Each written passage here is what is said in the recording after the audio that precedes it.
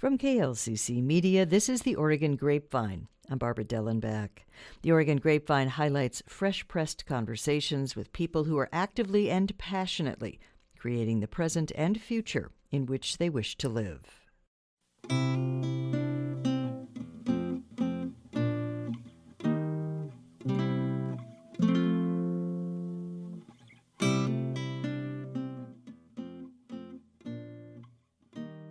Chris Swanson is the president of Gutenberg College in Eugene. Thank you so much for coming on to the Oregon Grapevine, Chris. I appreciate it. Well, thanks for inviting me. I'm glad to be here. Let's just start with a brief overview of what is Gutenberg College. I think people don't know there's another college in Eugene. What is it and how does it work? Sure. Gutenberg College is a 4-year liberal arts college. You get a degree, a Bachelor of Arts in Liberal Arts. We are distinctive in that our curriculum is a single curriculum. There are no other majors. All the students take the same course of study. They're with each other every day in all their classes together. If you start as a freshman, you stay with your freshman class, you're with them for 4 years. We are also distinctive in that it is a sort of a discussion-based school, so we're interested in reading books that were influential in our culture, influential in history, things that have sort of set the stage for where we are right here in the world today, and we read those books and discuss them. So heavily discussion-oriented. It is modeled after a school called St. John's, if anybody knows what St. John's College is. So that gives you sort of a basic framework. We're also a Christian college, and we have a very residential familial atmosphere. It's an extremely small college. We have about 17 students all told, and we all get to know each other. We spend a lot of time with each other. We get to know each other's ins and outs, but also it provides the opportunity for students to really think and interact with each other and ask questions that they want to ask. So I'm going to bounce around, but one thing that kind of pops into my head is I had a conversation at one point with a philosophy professor, and I know some parents who are going, why the heck would my child want to be a philosophy major? So someone says, Mom, I want to go to Gutenberg College. How does that kind of go over? What does mom say? What are you going to do with that degree? How does that work? How do you convince someone that really, or maybe you don't need to convince them, why are the people and the students drawn to this very kind of esoteric way of spending your college life? That's a great question. Well, I like to say that everybody is a philosopher. It's just not very many people think very carefully about the philosophy that they have. And the opportunity at Gutenberg College is for students to actually think about what they believe and why they believe it and where did those ideas come from, and should I ascribe to those particular beliefs? We live in a world where there are a lot of beliefs, and our culture is very powerful, and a lot of times we believe the things from the people that we live around, our culture, our subculture, our friends, our family, that sort of thing like that. And Gutenberg College is an opportunity for people to really think and grapple with those sorts of questions. And there are people that are interested in grappling with, who am I? What am I about here in the world? Why am I supposed to do these sorts of things? So, I mean, that just sort of gives you the tip of the iceberg, but there are a lot of other reasons that people might want to come to Gutenberg College as well, and we can explore some of those. I mean, it's much more of a personal, relational kind of institution. It is also a Christian institution, and a lot of students are interested in pursuing, thinking about who they are with respect to God, and we give them an opportunity to ask those questions as well. And we actually give them a freedom to pursue those questions sort of without very many boundaries, which is kind of scary, I think, for a lot of students and parents and us as well. So when you talk about biblically based teaching, and there is in this world different interpretations of what that means. So how does that work? Is it a specific, this is the Bible, this is one of the books we're reading, this is one of the founding philosophies of our life, and this is what it means? How do you kind of open up the door to different ways of interpreting that document and the theology around it? That's a fantastic question, Barbara. Thank you. Well, we have I guess, a founding belief at Gutenberg College, something that all the faculty subscribe to, and that is a philosophy of reading, which sounds like a strange place to start, but it is key. And our philosophy of reading is that we are attempting to understand any book, whether it be the Bible or a literary work or some other philosophical or historical document. We're trying to understand it from the perspective of the author. What was it that they were trying to communicate to the culture that they lived in? And that requires sometimes a little bit of understanding of the culture that they lived in, which is why we tend to have most of our classes in a sequence that goes through history. But it also requires a lot of skill of interpretation to try and understand the nuance of what is being said, the context of what is being said, trying to pull those sorts of things out. Now, I recognize that the Bible is one of the most difficult books in the world to interpret. And we are willing to recognize that there are a lot of different approaches or a lot of different conclusions that people draw from that. And we are willing to dialogue with anybody who is wanting to propose their own particular perspective and ask questions about their particular perspectives. And a lot of students come from different perspectives about the Bible. And we are absolutely willing and interested in dialoguing with them about those perspectives. We're not afraid of those perspectives. So our biggest thrust will be, so tell me how you're getting that conclusion from the text that we are all reading together here. And, we've had a little bit more experience perhaps than the students, but we are recognizing that we could be making a mistake as well. So we're not trying to profess a particular perspective. That's not to say we don't have a perspective, but we're trying not to profess it. I think part of the reason that Gutenberg College teachers are called tutors as opposed to professors is because we see ourselves as walking alongside the students, trying to figure out what is it that the authors that we are reading are saying. We really do feel like the authors of the books that we're reading are really the primary teachers, and we are the secondary teachers. We are there to help them uncover what they can get from the books that they are reading. And the Bible, obviously, is one of the most important books, and we read that fairly substantially in the curriculum. But again, with this same approach to reading, a free inquiry, them willing to ask their own questions, make their own conclusions. We're not going to force them to take our particular perspective, and many don't. I know there's a word or a title called great books. I don't necessarily know what it sounds finite to me. My impression is that it's finite. I don't know that. There's certain books that are thrown into it that people talk about, but they end at a certain time. Is there a historically end date for when, okay, we're only going to read these books that go up to 1950 or to 1820 or whatever? How do you decide? Are there books that are currently written books that you are reading, or how does that curriculum chosen? It's very difficult. The term great books, I think, I may be mistaken, but I think it comes from a series of books that were put out in the 40s. I think that was the time by Mortimer Adler and Robert Hutchins, called The Great Books of the Western World, and those were sold widely throughout the United States. And their goal, and ours too, to some extent, was to look at those works that have been most influential in the history of ideas. And so choosing which books are the most influential is a tricky chore. Generally, people look at how much they were read, how much they were impacted the future thinkers and stuff, how much they have had an impact on the culture that we live in today. So obviously somebody like Aristotle was hugely influenced all through the medieval and Renaissance period, even up to today. So we're going to read him, right? Now, there are going to be a lot of differences of opinion, and we spend time as a faculty all the time looking at our particular selection of books and say, well, should we keep that one or toss that one? How did the discussion go in that one? Is that one really significant? Are we missing something? So we are in that conversation trying to make those decisions, and we may or may not make the right decisions, but they're the decisions that we're making. And when it comes to the more modern period, it's much harder. Because one of the things that you can look at for ancient books is how have they stood the test of time.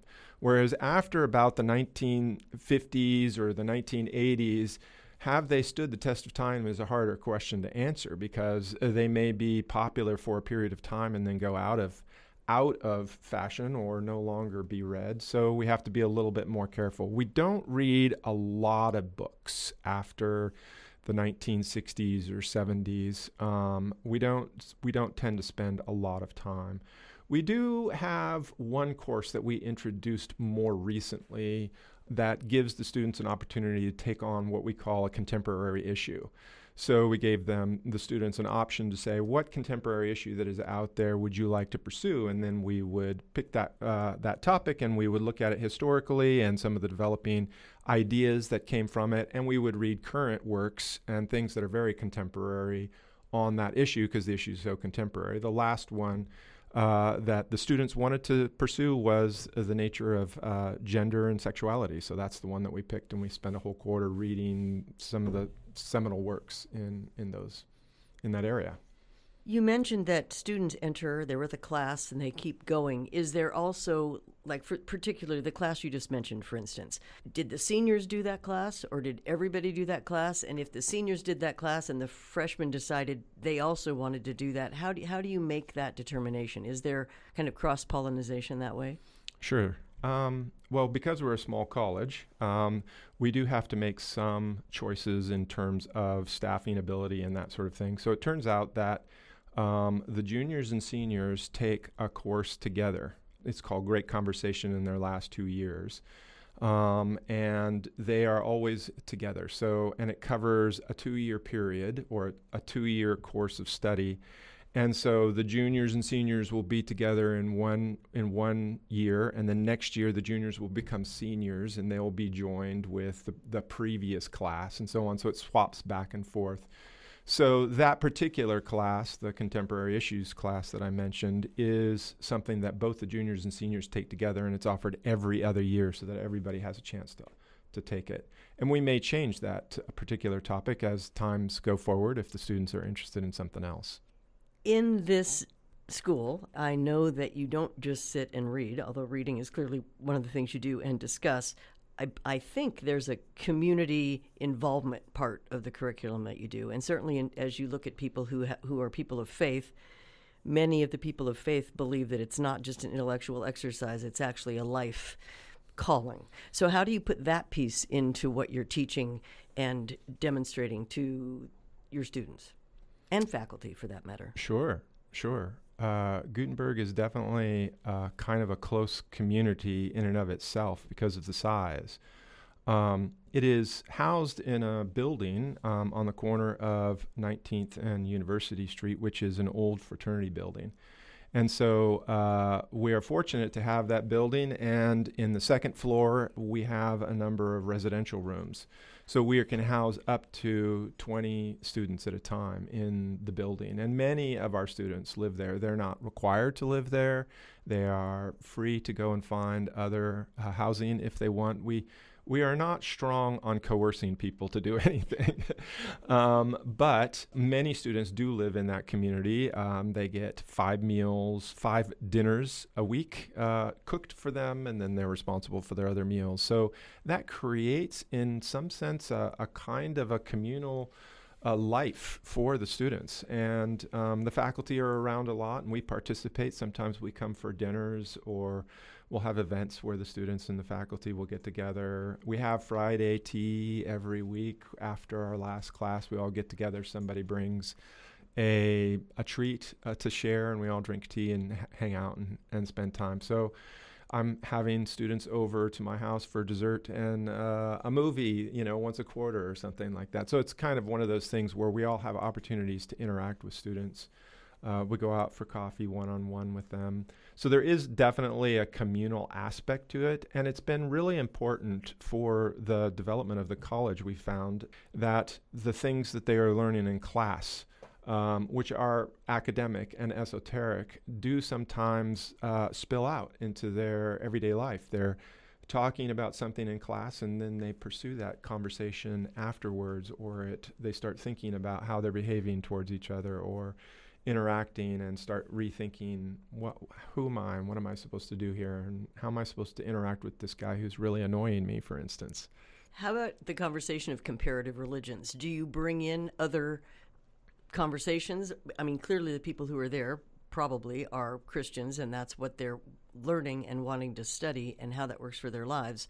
But do you also bring in either guest speakers or other books or other conversations about other options for spirituality?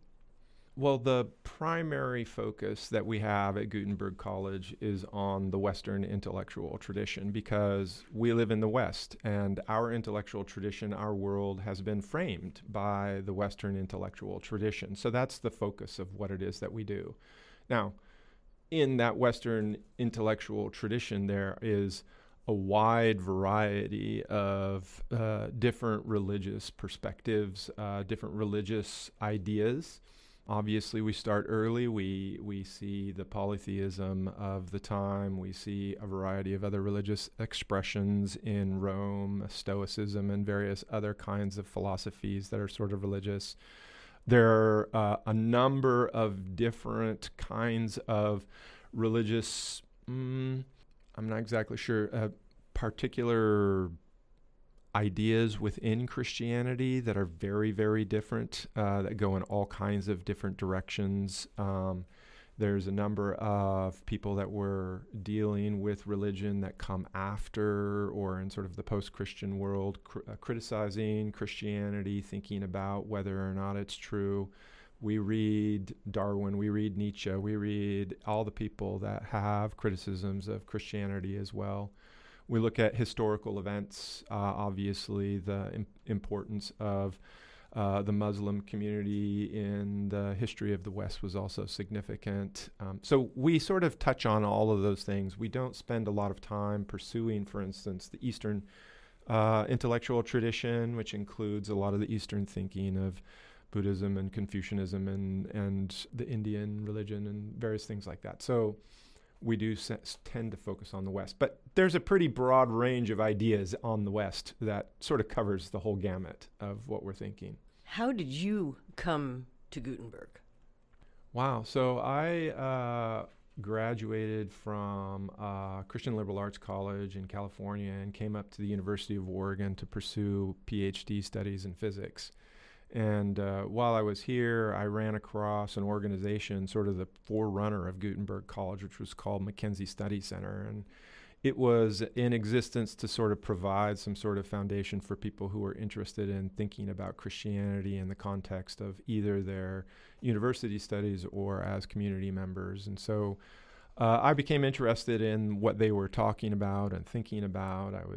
It was very encouraging to me, and so I became participant in that community, and it was from that community that Gutenberg College was founded. The former president of Gutenberg College was David Crabtree, and he became interested in thinking about education. He was interested in finding a way to help people to become better readers. He wanted them to be better readers of the Bible ultimately, but he was thinking about the kind of education that would be very helpful for students. And he started thinking about this great books model that he sees in St. John's College. And so he started a small group, a reading group. Actually, it lasted about 3 years, and it was an evening class that happened once a month. And he titled it Ignoramus Anonymous.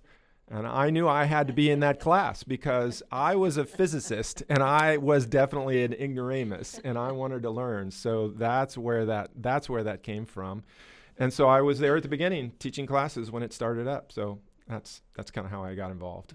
This is backtracking a little, but this is a very kind of arcane and specialized school. And we hear a lot about just the trauma and turmoil of higher education and education in general, and how things are, why do they matter and do they matter, and et cetera, et cetera. What is it thriving, this model, not just Gutenberg, but I'm assuming you have conversations with other, at least smaller, maybe esoteric schools, whether they're specifically biblically related or not. And how do those conversations go in terms of feeling that it's thriving and important and has a future? Boy. I would say that there has been an upsurge of interest in what I would refer to as classical K through 12 education. That is definitely thriving. There are a number of classical schools. They're opening up all over the country. Depending on the rules, there's a lot of charter schools that are growing that are also classical in nature. And so there's a lot of homeschooling that is classical in nature. And so there's a growing interest and development of interest in sort of a classical education model in K through 12. And there's societies that are helping these schools. There's a Society for Classical Learning. There's the Association for Christian Classical Schools or something like that. So there's a big movement in this area. I would say the movement in the higher education realm is not really caught up. There are a few small schools that exist around the country that are interested in the same sort of model of education that we pursue, but it is not as much in demand as sort of the K through 12. Our hope is that eventually the K through 12 upsurge of interest will fall into the higher education realm. But higher education sort of has a different way that our society thinks about it. Our society tends to think about higher education in terms of that first career move, right? So everybody is looking for, well, I don't know, not everybody, obviously, but the majority are looking at, they want a school that has a reputation and a major that is going to give them their first step in sort of their economic life. So when they look at Gutenberg College, they look at the size of the school, they look at the strangeness of the curriculum. It's not a slam dunk for a lot of students. So it is a challenge for Gutenberg to continue to strive and thrive in the educational community that we live in right now. But we're sort of committed to it. We feel like what we have to offer here is so valuable to students. It is something that is going to impact their lives, not just their careers, but their lives for the rest of their life. And we know that our alumni are very appreciative of what they've had. That we know that most of the parents are really appreciative of what their students are getting or have gotten. There's something very vibrant, life-giving, and valuable to the opportunity to come together and think about what's important. And so we're just committed to it, and we're gonna write it out and see how it goes.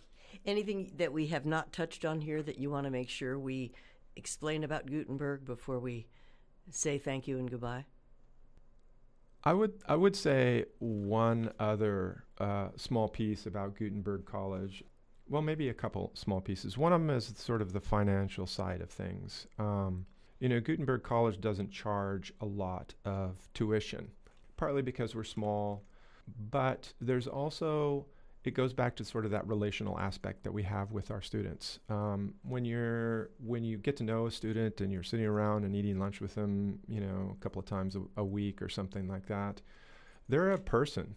And so as a person, as an individual that we know, our financial dealings with them are also going to be based on sort of a personal relationship. So we strive to find a way to partner with them. So we're communicating with them and their parents, trying to figure out what is it that you are capable of paying for, and we are going to sort of fill the gap as much as it possible. We don't take federal funding, so they can't get federal loans, but we do offer our own financial aid and scholarships and things of that sort to make it possible for students to come. And I think they appreciate the fact that it's not a transaction. It's a communications partnership between us and the student. And I think that also goes with them as they graduate and they're looking for careers. We haven't talked a lot about careers, but we do provide them some services and ideas to help them think about what they want to do with their lives. So it's not just, you talked about it as esoteric. It is different for sure. That's a better word. It is different, but it is also, I think, the kinds of skills that they get in listening, reading, communicating, interacting, writing, those skills are very, very valuable in all kinds of jobs and areas of life in the career world. And I think that as employers see somebody coming in who is willing to really listen and think about what somebody has said and interact with that in a creative way, I think that their value shows up, and employers appreciate that sort of thing too. So those were the two pieces. Thank you. I really appreciate that insight. Yeah. And thank you, Chris Swanson, for coming in and talking about Gutenberg. I'm happy to learn more and appreciate the work you're doing. Well, I'm just excited to tell other people, so thank you. You've been listening to KLCC Media's The Oregon Grapevine, fresh pressed conversations with people who are actively and passionately creating the present and future in which they wish to live.